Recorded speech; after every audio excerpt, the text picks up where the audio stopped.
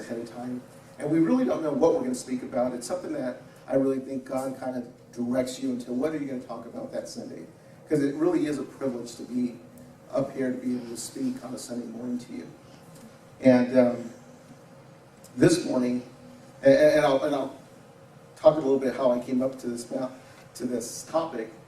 But this morning, I had worked on the speech for a couple days, and I got up this morning, and I'm reading my speech on the computer screen. I type it out, and as I'm reading the speech, I'm like, okay, now I like to print it. And what I like to do, I like to go outside, and I literally talk to the birds out there. I'm just reading it. And for some reason, the printer only printed 10 pages because I had run out of paper. So I'm like, oh, I'll just print the 10 pages and go outside. And then it's almost time to go. It's about 9:45, 10 o'clock. And I go upstairs to hit print. And all of a sudden, the printer, and we have this $17,000 printer, a printer that we bought many, many years ago, and we have it in our home. Great printer. It's one of those things when the toner runs out. It's not a $38 toner. It's about $250 to replace. And I go to hit print, and it literally, Liz, it actually said this morning, change toner. No more printing. And I'm like, no problem. Come on, Bella, let's go to church. I'll just print it at church. So I walk in through the back door, and I see Liz on the phone talking to Verizon saying, but the DSL, the internet's not working. And I know for a fact that our printer here won't work because if the internet's not working, I can't download the speech, and I can't connect to the printer. It's about 10:15. I'm freaking out, and Liz is still talking, and she's doing this to me, and I'm trying to, does the internet work? And I go, okay, I got to go back home. So I go all the way back home, and I'm like, hey, there's a little trick. Usually if you take out those toners and shake it up and stick it back in there, it will at least give you a couple of more pages. So I do it, and I hit print, and it's doing something. It says change toner. I'm like, okay, we have a backup printer in our closet. So I pull out the backup printer, and you believe all this is going on? So we're having to reconnect this backup printer, installing the drivers to get it reconnected, and that's a nightmare in itself. And then I hit print, and it starts printing. I'm like, oh, thank goodness. But it's only printing every other sentence. And then it says, changing. Okay, what do I do? Okay, stick it on a little USB and take off, and I go, well, I know Staples doesn't open until 11 o'clock. So I go, maybe the little Kinko's over here, the UPS store. So I go down there, and I pull up. Of course, it's closed. So I'm like, hey, maybe Radio Shack will print this on an emergency. They're closed. I'm like, my only option now is really to go down to Staples, and they don't open until 11. I need to call Liz, and I go to my pocket. I don't have a cell phone. So I go to Staples, and I'm pulling up. I'm like, okay, they're just going to have to have faith in God that I'm going to actually show up on time to be able to do this sermon. I did notice when I pulled up, Liz was waiting outside the door. But I go to Staples, and I'm banging at the door, and they're looking at me, and they're like, not open. And I'm like banging it, and they finally come up. I go, I have an emergency. Can you print 10 pages of my speech so I can get back there before 11 o'clock? Because I got to be there by 11. They're like, sorry, sir, due to legal concerns, we can't let you. And they close the door. So I'm just sitting there, just pacing. And some lady, I think you know her, walks up. Are you Liz's husband? I go, yes. Go ahead and give me what you have, and I'll go ahead and take care of it for you. So as I'm racing back here, it's 5 minutes to 11. Liz is waiting out there, like looking at her watch. And here I am to give the speech.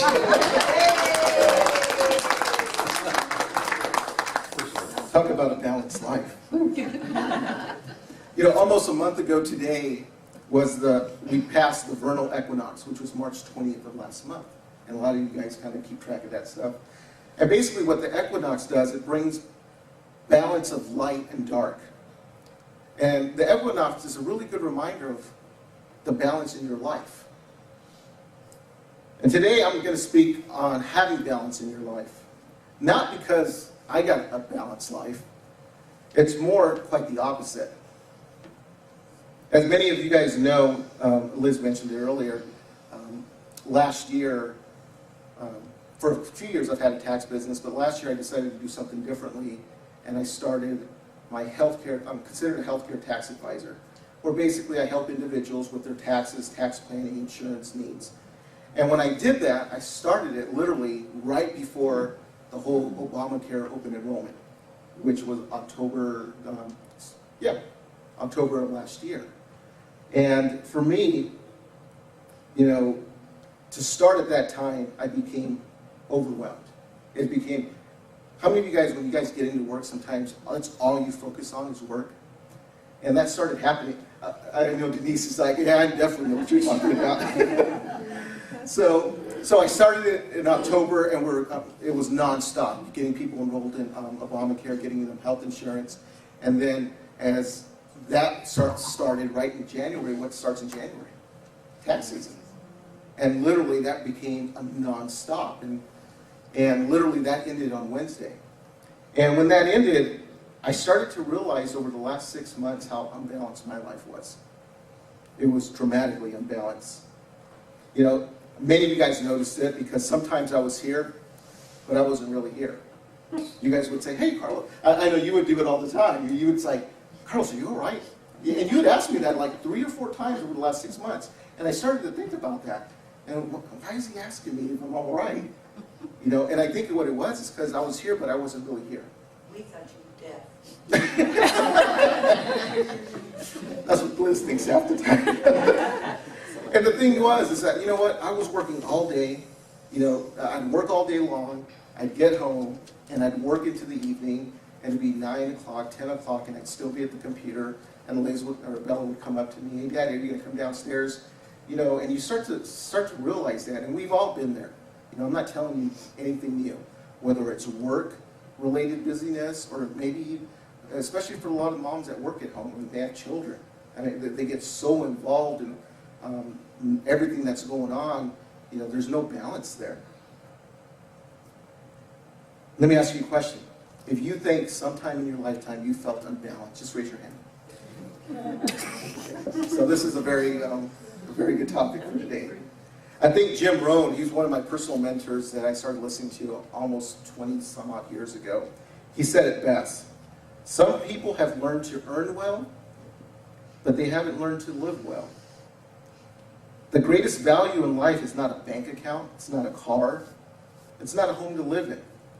The greatest value in life is living a good, balanced life. And I think I really agree. When I woke up, this was a couple mornings ago, I had woke up at 5 o'clock in the morning. And Liz and Bella were still asleep, and that's really kind of a unique time in the morning. I think a lot of you guys would agree. I woke up, the sun wasn't up, it was that, you call it a twilight, it's just that light's barely coming up. And I opened up the back sliding door, and that cool, misty air, there's something unique about that smell. And then the birds start chirping, and they're all starting to wake up. And I had put some coffee on. Again, everybody's asleep. It's just a unique time in the morning. And I sat down in my chair, and some of you guys have been in my home, and I got these 2 huge bookcases, probably 100 plus books in there, a couple 100 more books in my bookcases upstairs. And I started thinking, okay, this is when I started thinking, okay, really, what do I want to talk about this coming Sunday? And I sat there, and I got up, and I just started looking at my bookcases, and I grabbed a book, literally, and I pull out this book. And the name of the book is by Robin Sharma, The Monk Who Sold His Ferrari. It's a fable about fulfilling your dreams and reaching your destiny. And when I pulled out this book, and this is literally how I come up with my idea, a lot of times ideas, is I'll look at something, and and you start thinking about your life, and I'm like looking through this book, and I literally opened up the book. And when I opened up the book, well, let me tell you a little bit about what the book is, and I'll read the passage that I read. This book, it's about the story of a high-powered lawyer who's forced to confront the spiritual crisis of his out-of-balance life. That's literally what it says back here. So and I started thinking, yeah, balanced life, and I've been thinking about the last 6 months. I go, that'd be a very interesting topic to talk about.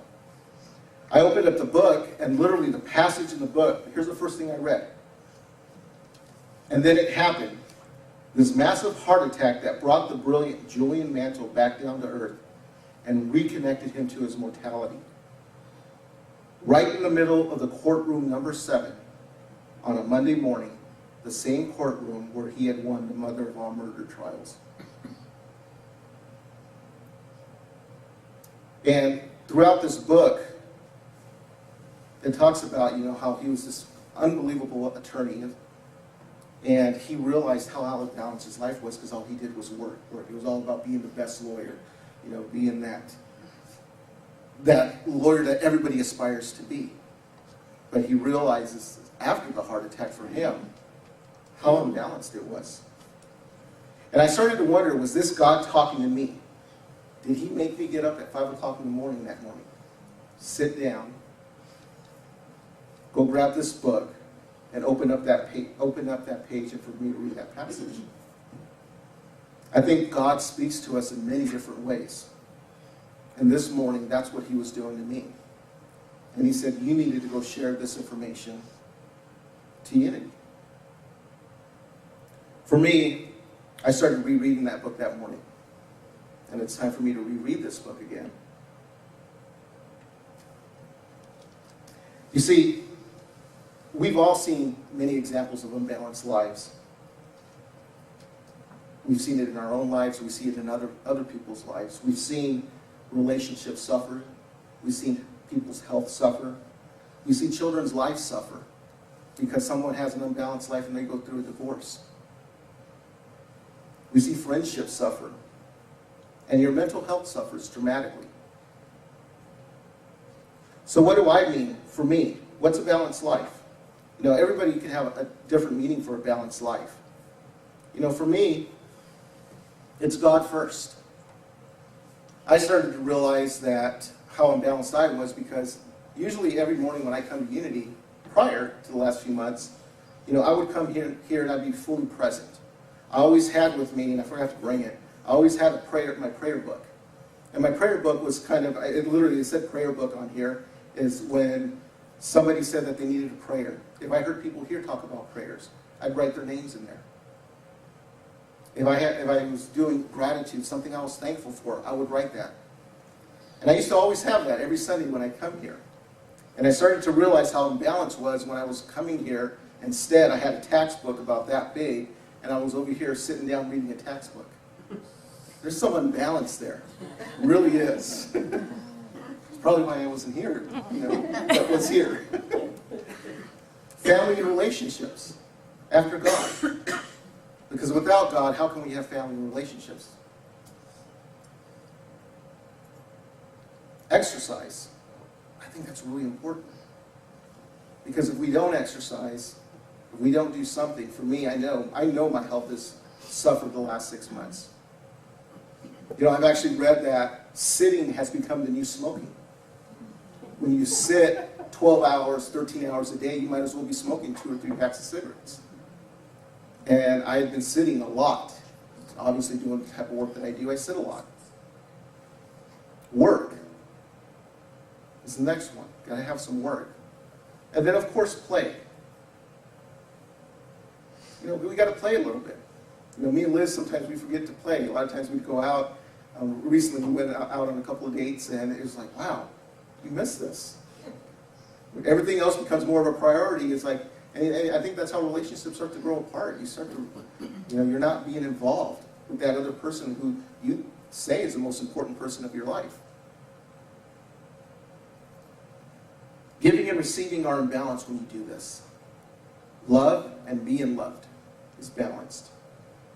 A balance between mind and heart, thinking and feeling, doing and being, forgiving and asking forgiveness, and evaluating without judgment or prejudice. That's all part of balance.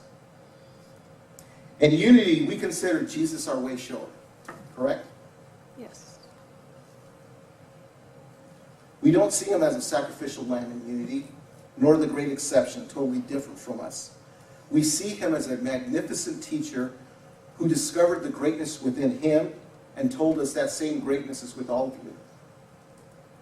He didn't ask us to put him on a pedestal and worship him, rather to listen to what he had to say and to follow him. When you study and read the Bible, you start to see his life was really balanced. He was giving us that example to follow. There's a few things we've learned from him. He was spiritually centered and physically strong. He had a useful trade, and he worked with his hands. He was a carpenter. He taught giving and receiving.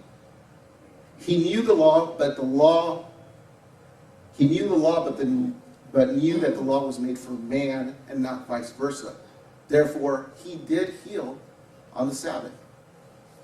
He did a lot of great work, yet he took a lot of time to be off alone. He worked hard, and he had a social life. In fact, he loved to party. In fact, he turned water into wine. He traveled, he climbed mountains, he rested in the desert, and he fished in the sea. He had male friends and female friends. He was a learned man who knew history and the law, but he also was an intuitive. Very balanced person so far, don't you think? He hung out with the sinners, tax collectors, and people of ill repute. He was one of the very first advocates in the world for women and children. He said to connect with God, but also to pay your taxes. And I've met a lot of people who don't pay their taxes this year. He was a good storyteller and a good listener. He wasn't ashamed to laugh or cry. He was in the world, but he was not of the world. And at the end of his earthly life, as he hung from the cross, he took care of his mother. He wanted to make sure she was taken care of. He knew his divinity, and he honored his humanity. Now that was an example that Jesus shared with us to live a more balanced life. Now what we need to do, obviously, is learn how to balance our life. And when I wanted to give this talk, I didn't want to tell you, just go balance your life. I mean, everybody tells us that. Don't just go balance your life. Figure it out. So I kind of did a little bit of research and found some really good resources. And here are a few steps that you can change, that you can use to balance your life. You can change what isn't working. And if you want to get a pen and pencil, you might want to write some of these down. If not, I'll send you the notes on this, or put it on, how about this? I'll put it on the Facebook page and the Unity website. So for those of you guys that want to download it, if not, next week I'll bring a copy if you guys don't want to do any of the computer stuff. Here are a few steps. Step number 1, this is big. Turn it off. What do I mean by turn it off? Disconnect from the world from the weekend. And I know, I can hear the excuses in your mind. But you can turn off your computer, you can turn off your cell phones for a day, and if not, for a couple of hours. Me and Liz have gotten really good at kind of disconnecting from the world when we don't want. Maybe because we just use one cell phone. So part of our way of not being connected all the time, we have one cell phone. She leaves the house, she takes it with her. If I leave the house, I'll take it with her. But it's usually off, and we just use it in case of an emergency. So, number 1, turn it off. Number 2, trim, trim, trim. It's a given that your life is overflowing, and you'll never be able to achieve balance and manage it all. So, it's okay to say no. Somebody asks you to do something, and if you really don't want to do it, it's okay to say no. You know, sometimes you need to take a break. Just say no. Be ruthless with it. Sometimes I see people, and I'll tell you, she's not here, so, but I've told her this in front of her, my mom. When people ask her, she always says yes. Yes, yes, yes, yes. And sometimes I'm like, why are you saying yes? You only slept 2 hours last night. You don't have the energy. Well, I got to do it, I got to do it. But sometimes we just got to say no, for our own health. So trim, cut back. Number 3, pay attention to your health. We hear this over and over again, and we usually talk about, yeah, I need to do that, but honestly, we usually don't do it until there's a major health crisis in our life. Take that walk. And honey, I apologize. Liz and Bella have been going on nightly walks with the dogs, and she'll ask me, do you want to go? And what do I say? No, I have to do some work. You know, she was trying to bring some balance into my life. So I'll be going on those walks again. But again, pay attention to your health, a little bit of exercise, a small walk, something. Number 4, minimize the toxins. And I'm not talking about chemical toxins, although I do need to get rid of the sweet and low in my diet. When I say toxins, I talk about minimize the negative influences around you, toxic people. Linda's shaking her head. She goes, I know what that feels like. You know, avoid toxic people, people that are complainers, whiners, and poor attitudes. How many of you guys have been around those type of people and you feel really good, and the minute you're around, you just go, boom. Yeah. It's literally like somebody just unplugged you. You deflate being around those people. Surround yourself with positive, supportive people, especially people here. I notice when I come here, I'm more energized because Unity people tend to be positive and supportive people. So number 4 was minimize the toxins. Number 5, spend some time alone.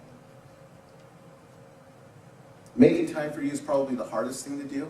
I know for a lot of you, especially moms, because the children are always around. But you need to take some time just to spend alone. Meditate, write, sketch, do some yoga. Sit quietly for a few minutes. Talking about meditating, if you're not doing that Deepak Chopra meditation, it's one of the best things ever. I know me and Judy started doing it a couple years ago, and I know every time I stop doing it and then go back, I notice a dramatic difference in my life. Number 6, I talked about this earlier, relationships do matter. Spend some quality time with your family and your friends. Make a date with your significant other, a friend. Play a game with a child.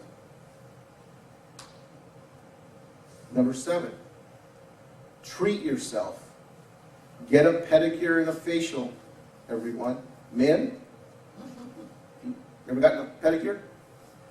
You're missing on life, really. Really, if you've not gotten a pedicure, there's a reason why women want to go get pedicures. God, it feels so good. Yeah, actually, what I did, one of Andrew's graduation presents was I took him to get a pedicure, and he loved it. So, explore the world. Take a walk. Now, I know we got some walkers back there. I always see them walking around the park and making me feel guilty, but yeah. Explore the world. Take a walk. The regional park area, community park. Oak Glen's got a beautiful, if you guys haven't been there, the new nature walk that they have there, completely remodeled. Gorgeous. Get around. Do a few things. When I say explore the world, me and Liz just went to go see a play. We got invited to go see a play in Riverside. What was the name of the play? Oh, Ragtime. Ragtime. Yes. I've never really been a big play person until I went to see Phantom of the Opera, which I've seen it like 2 or 3 times, loved it. And then I went to a couple of plays with Jesse's in California Theater, and I loved it. Then we went to go see Ragtime. Although it was long. It was long. But you know what? It was really enjoyable. It's something different about theater compared to movies. Really, really different. I mean, we have right here in our own Unity family, Jesse and Wendy run the California Theater where there's plays. Get out. Try something different. Number 9, expand your awareness. Take a class, learn to paint. Liz has been talking about wanting to play the guitar, how much she wants to play. Just do something different. And the last one is just remember to have fun. Laugh, joke, play. Subscribe to a daily joke. Just have fun. All these things will help us become more balanced in our lives. I always have a hard time. Ecclesiastes. Okay, everybody together? Ecclesiastes. No, I don't have to say it. In chapter 3, 1:8, it says this: "For everything there is a season, and a time for every matter under heaven. A time to be born, a time to die, a time to plant, a time to pluck. A time to pluck up what is planted, a time to heal, a time to break down, a time to build up, a time to weep, and a time to laugh, a time to mourn, a time to dance, a time to cast away stones, and a time to gather stones, a time to embrace, and a time to refrain from the embrace. Powerful about a balanced life. It is powerful. And the monk who sold his Ferrari says in this book, stop spending so much time chasing the big pleasures of life and begin to enjoy the little ones, like watching the stars dancing in a moonlight sky or soaking up the sunbeams of a glorious summer morning. God bless you. Amen.